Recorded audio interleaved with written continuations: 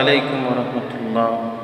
সম্মানিত প্রিয় বন্ধুগণ, চারিদিকে এখন শুধু একটাই স্লোগান শোনা যাচ্ছে যে বাংলাদেশ জামাত ইসলাম জিন্দাবাদ, জামাত ইসলাম এবং দ্বীন ইসলাম, এই স্লোগানটা শোনা যাচ্ছে। সম্মানিত প্রিয় দর্শক মণ্ডলী, দেখেন, এই ডাকসু নির্বাচনের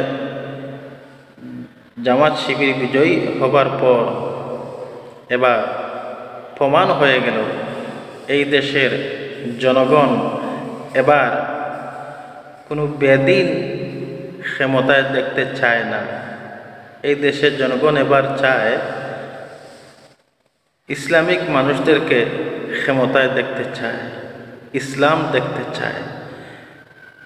এই জামাত শিবির বিজয় হবার পর এটাই প্রমাণ হয়ে গেল। আর বাস্তবে দেখবেন, কথাটা মিলিয়ে নেবেন, এবার সরকার গঠন ইনশাল্লাহ জামাত ইসলামী করবে।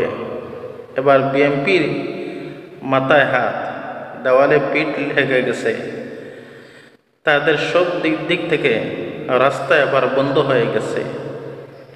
বিএনপি চেয়েছিল যে হুমকি দামকি দিয়ে আর ইউনূসকে ফাঁদে পেলে তারা এবার ক্ষমতায় চলে যাবে, সরকার গঠন করে ফেলবে।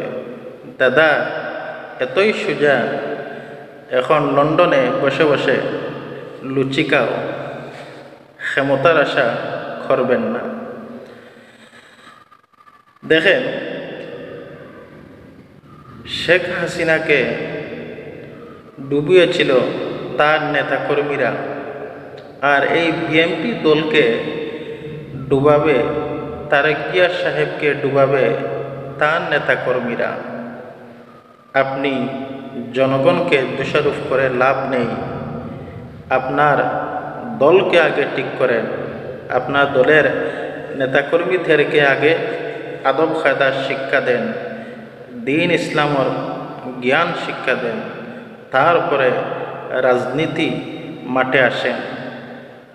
আরে দাদা, এই বাংলাদেশের জনগণ এখন আগের জনগণ নয়, মানুষ পাল্টে গেছে।